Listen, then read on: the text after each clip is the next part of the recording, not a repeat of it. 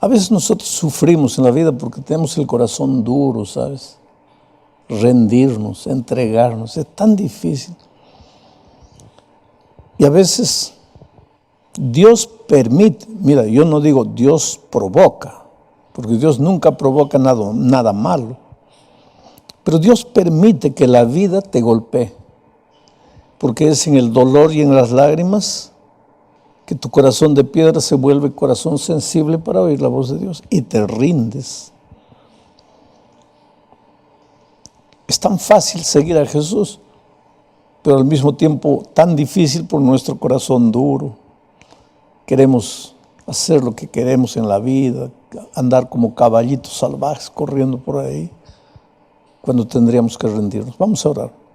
Padre amado, gracias por tu palabra. Vamos a abrirla ahora, vamos a leer el texto bíblico. Y Señor, trabaja en el corazón de tanta gente que está en el valle de la decisión, aquí y en otros lugares. Gente que tiene que decidir, que tiene que entregarse, pero que todavía no lo ha hecho.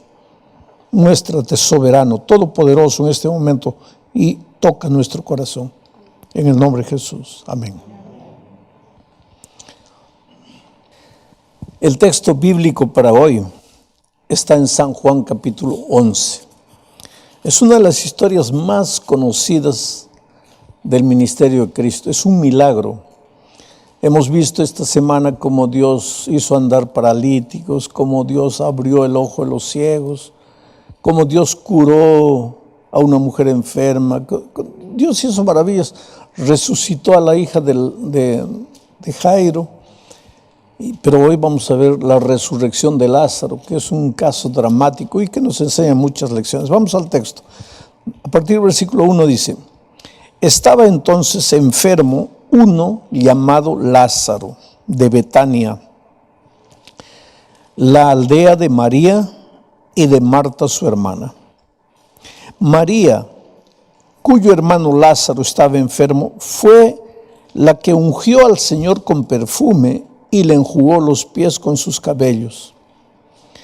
Enviaron pues las hermanas para decir a Jesús: Señor, he aquí el que amas está enfermo. En la ciudad de Betania, interesante, Betania queda a 5 kilómetros de Jerusalén. Tuve el privilegio de estar en Jerusalén. 5 kilómetros para allá está Betania. Era una ciudad pequeñita. Cuando Jesús estaba más o menos ahí caminando por Jerusalén, llegaba la noche, siempre iba con sus discípulos a dormir a Betania, porque en Betania tenía un amigo llamado Lázaro.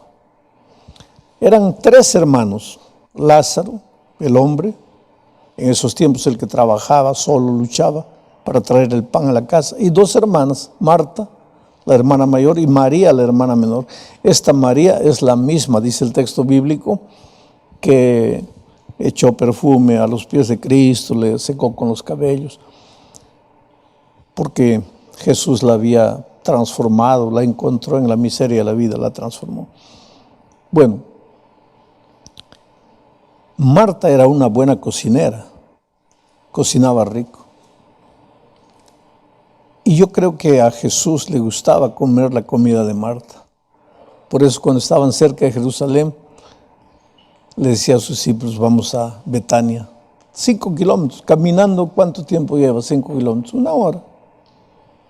Uno de esos días que estaban yendo, caminando a Betania, estaban con hambre, era ya la tarde, y vieron una higuera. ¿Se acuerdan de eso? Una higuera. Y una higuera frondosa, lleno de hojas. Y cuando la higuera está así es porque tiene muchos higos. Entonces caminaron hacia la higuera queriendo comer higos, ¿no? Y cuando llegaron, la higuera no tenía higos. Y Jesús la maldijo.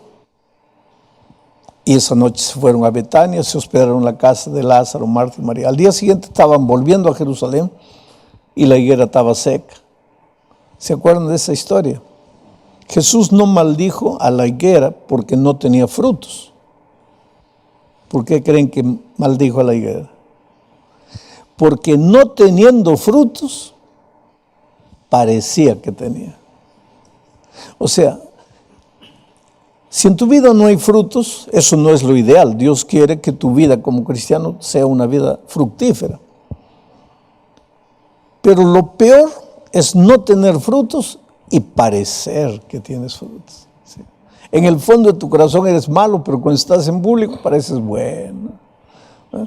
Pareces conservador, estricto, rígido, pero en el fondo eres un pobre hombre derrotado.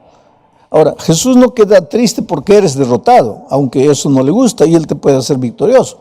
Lo que a Él lo deja triste es que el derrotado en público parezca el victorioso, ¿no? El ejemplo de todos cuando no es nada. Y la higuera es un ejemplo de eso. Bueno, un día se enfermó Lázaro y Marta y María, las hermanas, mandaron mensajeros a Jesús porque era amigo de Lázaro. Y los mensajeros llegaron diciendo: Lázaro, aquel a quien tú amas, está enfermo. Ahora mi pregunta es, ¿aquellas personas a quien Jesús ama también se enferman? Entonces, ¿para qué aceptamos a Jesús? Porque muchos creen que aceptamos a Jesús para ya no enfermarnos nunca más. Pero la historia bíblica nos muestra otra cosa. Mientras vivamos en este mundo de dolor, muchas veces, aunque amemos a Jesús, aunque Jesús nos ame, nos vamos a enfermar, porque vivimos en un mundo de enfermedad, en un mundo de miseria. Es por eso, he repetido todos los días, tenemos que pedirle a Dios: Señor, ven, para que le coloques un punto final a la historia de pecado, y pues ya no haya dolor. Pero mientras vivamos en este mundo, el sol sale para los buenos, pero para los malos también. La lluvia cae para los buenos, pero para los malos también. Y si hay un incendio, se queman los buenos y los malos también. Pues eso es la ley de este mundo, de esta vida. Y ahora Lázaro, el hombre a quien Jesús amaba, su amigo personal, estaba enfermo. Lo interesante es lo siguiente. El versículo 6 dice así: cuando oyó, pues, que estaba enfermo, su amigo Lázaro, ¿no?, se quedó 2 días más en el lugar donde estaba. Interesante. Los mensajeros llegan y dicen: Lázaro, tu amigo, está en agonía, está enfermo, ya va a morir. ¿Qué debería hacer Jesús si era amigo de Lázaro? En la lógica humana, ¿qué debería haber hecho? Pues debería ir corriendo, ¿no? Su amigo está muriendo. Pero el texto bíblico dice: no, se quedó 2 días. Ese es un misterio que lo vamos a explicar más adelante. Bueno, pasaron 2 días. Le dijo a sus discípulos: bueno, ahora ya vamos. Pero cuando llegan, Lázaro ya estaba muerto. La pregunta es: ¿por qué Jesús demoró? ¿Por qué Jesús no respondió en el momento? Yo podría forzar mucho el texto bíblico si dijera que esos mensajeros que fueron donde Jesús y le dijeron: Lázaro, el hombre a quien tú amas, está enfermo, que esos mensajeros podrían ser nuestras oraciones, que nosotros a veces le mandamos nuestros mensajeros a Dios, nuestras oraciones. Señor, necesito empleo, y Él no nos da. Señor, estoy enfermo, y Él no nos cura. Señor, te necesito en mi vida, y nada, parece que no aparece.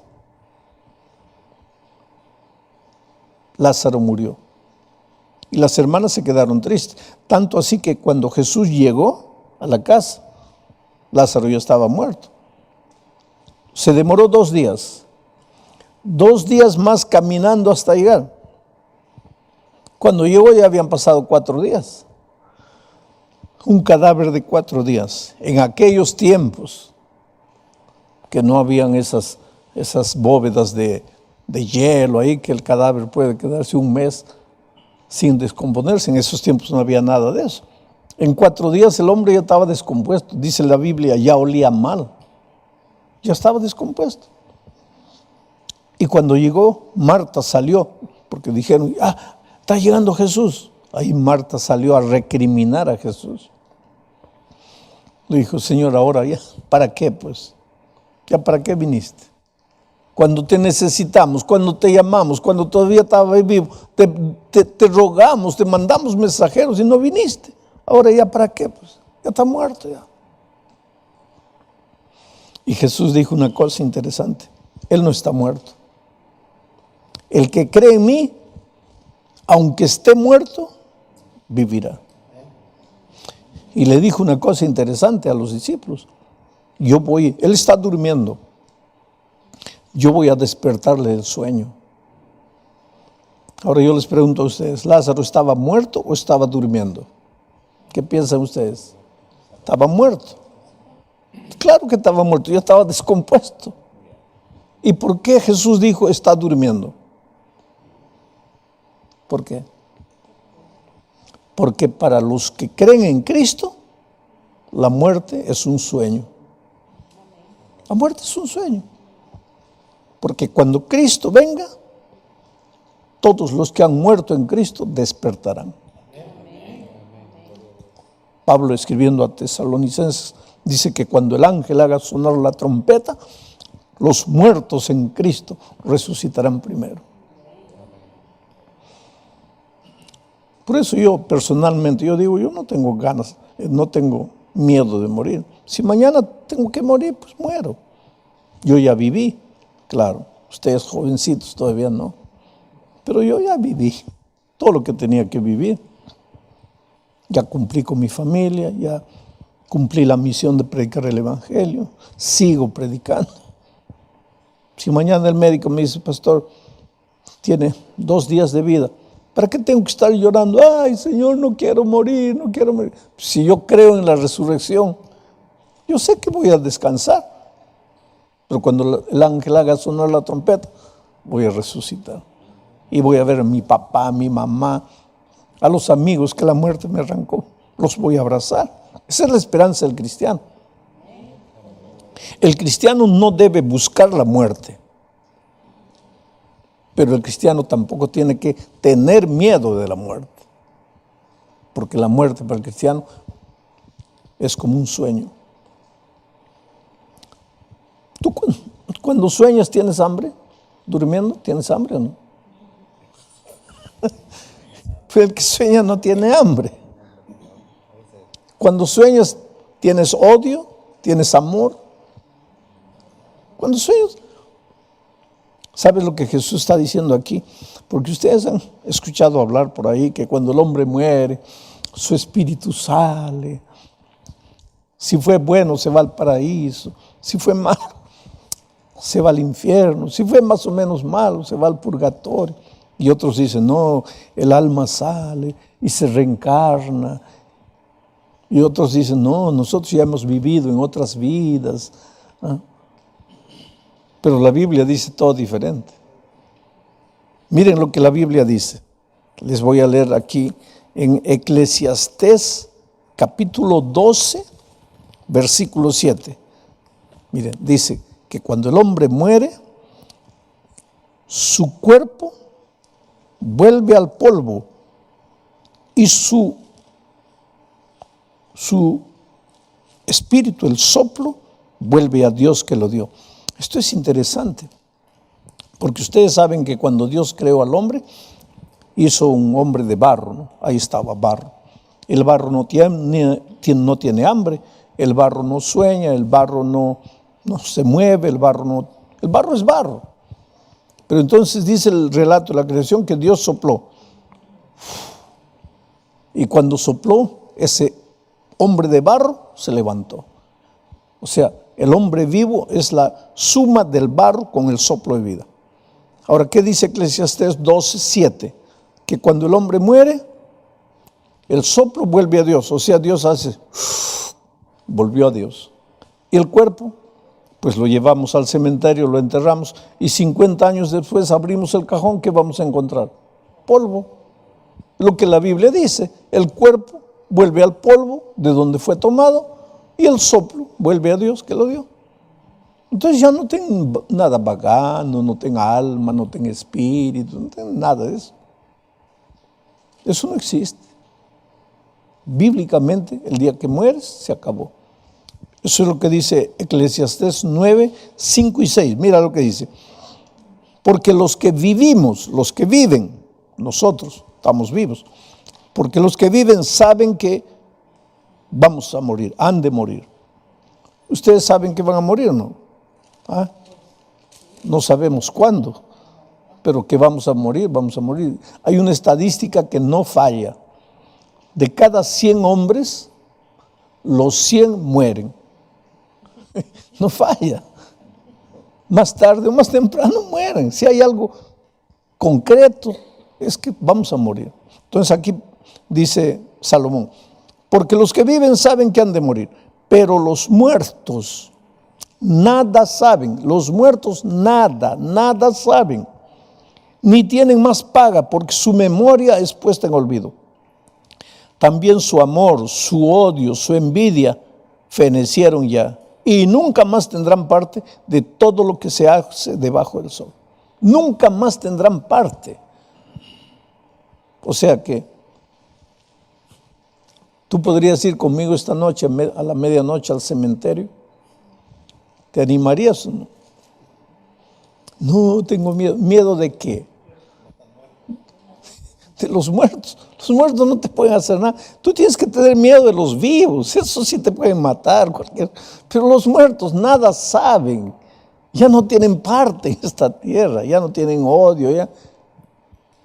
Ahora tú me vas a decir, no, pero yo he visto ahí yo mismo tengo un amigo que su papá murió y había dejado mucho dinero, pero nadie, era de esos viejos antiguos que no creían en el banco, no confiaban en el banco, entonces escondía todo el dinero. Y murió de un infarto, no pensaba morir, murió. Y ahora los hijos sabían que el papá tenía mucho dinero, pero no sabían dónde estaba. Y uno de ellos se fue a una reunión de espiritismo y ahí comenzó. Y ahí apareció su papá, la figura de su padre. Y el hijo le preguntó, ¿dónde está el dinero? Y él le dijo, mira, está en tal lugar, ve, El hijo fue, encontró el dinero. Y ahora él dice, yo hablé con mi papá, con el espíritu de mi padre, y aquí está la prueba, aquí está el dinero. Él habló con alguien, pero no con el espíritu de su papá. Porque el día que su papá murió, pues ya el soplo volvió a Dios. ¿Y el cuerpo? Entonces, ¿con quién habló? Con el diablo. Porque el diablo se disfraza de espíritu de vivos para engañar a los seres humanos. Porque la Biblia dice que cuando el hombre muere, se acabó, ya no hay nada. Por eso Jesús le dijo a sus discípulos, no tengan miedo, voy a despertarlo. Y por eso cuando Marta salió diciendo, Señor, ya llegaste tarde, ya murió, Jesús le dijo, calma ahí. El que cree en mí no está muerto, va a vivir. Ahí llegó a la tumba de Lázaro. Y ahí vino la palabra de Dios. Bendita palabra de Dios. Cuando no había cielos ni tierra, Dios dijo, sea la luz. Y la luz apareció. Aparezcan los animales aparecieron. La palabra creadora. Cuando Jesús estuvo en esta tierra, encontró a un paralítico. Levántate. Ahora llega a un cadáver. Cualquiera diría, Jesús está loco. ¿Qué está hablando con un muerto? Los muertos nada saben. Pero Jesús dijo, levántate, sal. Y el muerto se levantó. Ya estaba podrido. Ya estaba en estado de descomposición. Y sin embargo se levantó y salió. Porque hasta los... Y saben, yo escuché a un grande predicador una vez decir así. Jesús tuvo que decir, Lázaro, sal. Porque si no hubiera dicho Lázaro, si hubiera dicho, levántate, sal, todos los muertos del mundo se hubieran levantado. Entonces Jesús tuvo que decir, Lázaro, solo tú. Los otros se quedan durmiendo hasta la segunda venida. Lázaro, solo tú. Lázaro, sal. Y el muerto que estaba en estado de descomposición se levanta para encontrarse con Jesús. ¿Sabes la gran lección que yo encuentro aquí? Es que para Jesús no hay muerte. Para Jesús nada está muerto. No digas, mis sueños han muerto. No, no, no. Si tienes a Cristo, tus sueños no han muerto. Mi vida ya está acabada. No, si tienes a Cristo, tu vida no está acabada. Mi matrimonio ya no tiene vida. No, con Cristo todo tiene vida. Mi hijo está en las drogas, está perdido. No, con Cristo no. Yo he visto a Dios hacer maravillas, hacer milagros. Pero para eso tienes que creer. Creer. Y ya he repetido todos estos días. Creer no es mover la cabeza. Así cualquiera cree. Creer es acción. Dice que un equilibrista estaba queriendo pasar las cataratas del Niágara de un canto hasta el otro por una cuerda, y toda la gente fue para verlo. Y entonces él preguntó, ¿cuántos de ustedes creen que yo voy a llegar hasta el otro lado por la cuerda? Y nadie levantó la mano. Entonces el equilibrista se molestó y dijo, ¿y entonces para qué han venido? Para verme morir. ¿Cuántos creen que voy a pasar? Y ahí un viejito levantó la mano. Y dijo, muy bien. Entonces, si tú crees que voy a llegar allá, ven aquí, súbete a mi hombro y yo te voy a llevar. Ahí el viejito, no. Hay mucho cristiano que cree así. ¿Tú crees en Cristo? Amén. Pero eso no es creer. Santiago dice, ¿tú crees en Dios? Porque el otro día alguien me dice, pastor, ¿el diablo es ateo? No, el diablo no es ateo. Santiago dice que el diablo cree. Pues entonces, si yo creo y el diablo cree, estamos iguales. ¿Por qué que el diablo no se va a salvar si cree? Porque el creer del diablo es, amén, gloria a Dios, y ahí se queda. Pero el creer del cristiano, Marcos 16 dice, el que creyere y fuere bautizado. Para Marcos, el creer es ser bautizado. Pero hay mucha gente que dice, yo creo, pero no quieren bautizarse. El otro día alguien me dice, pero es que yo ya me bauticé cuando era bebito, tenía 6 meses, ya me bautizaron. Pues que la Biblia dice que para que una persona sea bautizada con el bautismo bíblico, tiene que tener 3 características tu bautismo. Antes de bautizarte tienes que creer. Segundo, antes de bautizarte tienes que aprender lo que la Biblia dice. Y tercero, antes de bautizarte tienes que arrepentirte. Ahora vamos a preguntar, ¿un bebito de 6 años de 6 meses puede creer? ¿Puede aprender lo que está escrito? ¿Puede arrepentirse? ¿De qué se va a arrepentir el pobrecito? Entonces, ¿cómo lo podemos bautizar? Y si tú fuiste bautizado con 6 meses, entonces no has sido bautizado. Tu bautismo no tiene las características de un bautismo verdadero. Tienes que bautizarte. Si crees en Jesucristo. Porque te digo una cosa, no hay nada que Jesús no pueda hacer en tu vida, pero tienes que creer. Y tienes que creer no con la cabeza, tienes que creer con todo tu ser, creer y ser bautizado. Otros dicen, no, pastor, pero yo ya fui bautizado por inmersión. Un día Pablo, eso está en Hechos 19, un día Pablo llegó a Efeso y vio gente que ya estaba bautizada por inmersión en el agua.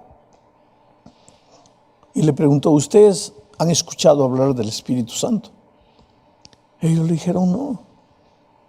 Y Pablo les dijo, ¿y cómo fueron bautizados? No, es que no nos enseñaron el Espíritu Santo. Entonces Pablo les explicó, y cuando terminó de explicarles, ellos se bautizaron. ¿Qué quiere decir eso? Que si, por ejemplo, tú ya te has bautizado por inmersión, pero sin un conocimiento completo de la palabra de Dios, cuando tú descubres las grandes verdades bíblicas que no sabías, pues tienes que bautizarte de nuevo. Arrepentíos y bautices en el nombre del Señor Jesucristo y serás salvo tú y tu casa. El bautismo es interesante porque en el bautismo tú eres sumergido y tu vida pasada se queda. Y cuando tú renaces, renace el hombre nuevo para una vida victoriosa. Alfonso era un muchacho que nació aquí en Arizona. ¿Sabes qué? Una de las tragedias de la vida es que todos sabemos tener hijos y todos podemos tener hijos, pero poco sabemos enseñar y educar a los hijos. La paternidad es una responsabilidad que Dios nos ha dado. El problema es que no hay una universidad donde enseñan cómo ser papá. Entonces tenemos hijos y no sabemos educarlos a veces. Y este muchacho, Alfonso, pequeñito en la vida, porque te digo una cosa, mira, nadie nace asesino, la vida lo hace. Nadie nace traficante de drogas, la vida lo hace. Nadie nace drogadicto, borracho, la vida lo hace. La vida es dura. Y cuando no hay una sólida base familiar, pues. Este muchacho, Alfonso, con 9 años ya estaba bebiendo. ¿Cuántos años tiene ese niño ahí? 11. Pues, Alfonso con 9 años ya estaba bebiendo, ya estaba fumando marihuana, ya estaba fumando, ya estaba perdido con 9 años. Vivía en un barrio peligroso. Aquí en Arizona, aquí en Phoenix, en la parte sur, donde hay guerras de gangues, una gangue pelea contra la otra. Con 15 años ya era un traficante, ya era un drogadicto, ya estaba perdido, acabado, destruido por la vida. En su bautismo, porque para entrar a la gangue hay que hacer un bautismo, lo hicieron a pelear con 4 ahí, casi lo reventaron a palos. Vida dura. Pobres muchachos, esos muchachos de la gangue buscan a Dios. No saben ni que buscan a Dios, pero no son felices. Pueden hasta tener dinero, porque el tráfico da de cierta manera dinero.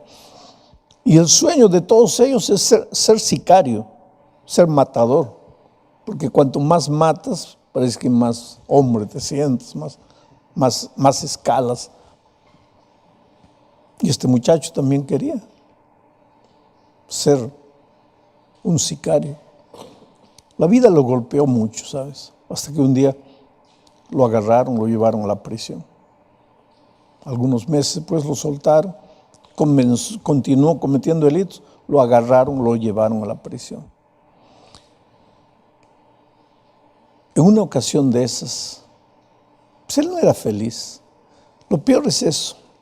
A veces estos muchachos malos, mucha gente rica, mucha gente, no, yo no necesito a Dios. ¿Para qué Dios? Dios es para los débiles. Yo tengo, yo puedo. Pero en el fondo, cuando llega la noche, no eres feliz. Cuando llega la noche, eres un pobre ser humano desesperado. Yo conozco gente rica. Estaba predicando una vez en Río de Janeiro, en el Maracanãzinho, un estadio para unas 20,000 personas. Y alguien viene y me dice, mira quién está ahí en la primera fila. Y miro una de las famosas actrices de Brasil. Esa semana era capa de una revista famosa. Y durante la predicación lloraba y lloraba. Cuando terminé la predicación, ella fue atrás a hablar conmigo. Y me dice, pastor, yo tengo fama, yo tengo gloria, la gente me busca para tomar fotos, para dar autógrafos. Yo tengo a los hombres a mis pies, yo puedo tener el hombre que quiero, tengo dinero, tengo todo. Pero pastor, no soy feliz, soy una mujer vacía. Por favor, ore por mí. Le digo, ¿por qué tú no oras por tus necesidades? Y él dice, a mí no me puede escuchar Dios. ¿Por qué no? Porque soy basura, pastor. Yo no valgo para nada. ¿Cómo me puede escuchar Dios? Por eso, usted ore por mí. Dios te ama, querido. Y esa gente que dice, no necesito a Dios, en el fondo, sí lo necesita. Cuando llega la noche no saben a dónde correr, no saben dónde esconderse, no saben qué hacer. Y este muchacho, por más que decía, soy macho, soy hombre, soy matador, voy a matar. En el fondo era un pobre muchacho, triste, vacío, desesperado. Y llegó a la conclusión, yo necesito a Dios en mi vida. Y un día cayó de rodillas y le dijo, Dios mío, tú sabes que nuestra vida comienza cuando un día caemos de rodillas y decimos, Señor, te seguiré. No es fácil. Seguir a Jesús no es fácil, querido, porque El diablo, cuando tú te comienzas a escapar de sus manos, ahí te comienza a meter problema y problema y problema para desanimarte. Y mientras vivamos en este mundo, pues vamos a tener dificultades, el pobre. Llegó a la conclusión, necesito de ti. El diablo hizo de todo para desanimar. Vinieron los otros muchachos, no, que no puedes hacerlo. Pero él necesitaba a Dios. Señor, te necesito. Pero ¿cómo son las cosas? Él estaba preso, le dieron permiso para salir con ese aparato aquí. Salía a trabajar, volvía a la prisión, salía a trabajar, volvía a la prisión. Y uno de esos días, cuando está volviendo, se encuentra con una muchacha que también estaba presa en la misma prisión y que también tenía eso, estaba saliendo, volviendo. Y se miran los dos de una vida turbia, ¿no? Se miran. Y pues Dios usa el instrumento llamado amor para transformar vidas. Y se enamoran. Y los dos están presos. Pero comienzan a hablar y se dan cuenta que los dos buscan a Jesús. Que los dos no están felices con la vida que viven. Que necesitan a Dios. Y los dos se arrodillan y los dos claman a Dios. Y como es Dios les abre las puertas. Dejan la prisión definitivamente, se juntan unidos por el amor. Este muchacho está aquí sentado a mi lado y a su lado está Elena, cuya historia conté la otra noche. Y hoy día están ahí, bonitos, transformados por el poder de Dios. Él tenía un hijito de 5 años, ella tenía otros hijos. Hoy día los dos miran a sus hijos todos como si fueran de los dos y los aman y crecen en Cristo y luchan y caminan. Ahora yo me pregunto, ¿quién es Dios? Que te encuentra en la vida acabado, basura, perdido y te transforma. Pero la vida de ellos comienza en el bautismo. Cuando mueren al viejo hombre y nacen a un nuevo ser. Por eso la Biblia dice, hoy es el día de buena nueva. Y es por eso que hoy tienes que decirle a Jesús, Señor, yo te seguiré. A donde vayas te seguiré. Por donde quieras te seguiré. Aunque haya sombras, te seguiré. Porque cuando tú sigues a Jesús, Él te lleva a pastos verdes y aguas tranquilas, pero muchas veces te hace pasar por el valle de la sombra y de la muerte. Pero allá al final hay pastos verdes y aguas tranquilas. Yo quiero decir a todos los que me han estado escuchando durante la semana, ya no hay tiempo para endurecer el corazón. Oye, el día se acaba, la noche llega. Tienes que decidirte, tienes que entregarte al Señor Jesucristo. No puedes estar en el valle de la indecisión. Tienes que rendirte, tienes que decir, Señor, yo también quiero seguirte. Yo les hago una pregunta a ustedes aquí. ¿Cuántos de ustedes quieren decirle a Jesús, Señor, yo te seguiré? Yo quiero pasar por la experiencia linda del bautismo. Dios les bendiga ricamente. Y aquí ya tú donde estés, el director de tu pequeño grupo se va a acercar, te va a abrazar. Toma tu decisión, entrégate a Jesucristo. Hay un bautismo próximamente, prepárate para bautizarte. No postergues tu decisión. Hoy es el día de buena nueva. Ha sido para mí una experiencia extraordinaria hablar contigo noche a noche. Presentarte el amor de Cristo, hacerte escuchar la voz de Dios llamándote. Hoy es el día de buena nueva, hoy es el día de salvación. No postergues tu decisión. Vamos a orar. Padre querido, gracias, Señor, por tu palabra. Gracias por tu invitación, por tu llamado. Y gracias porque hay corazones que se rinden, que se entregan, que deciden seguirte en este momento en diferentes lugares de este país, de otros países también. Hay gente que está tomando la decisión, se está entregando a ti. Oh Señor, trabaja poderosamente en la vida de esa gente y prepáralos para el reino de los cielos. En el nombre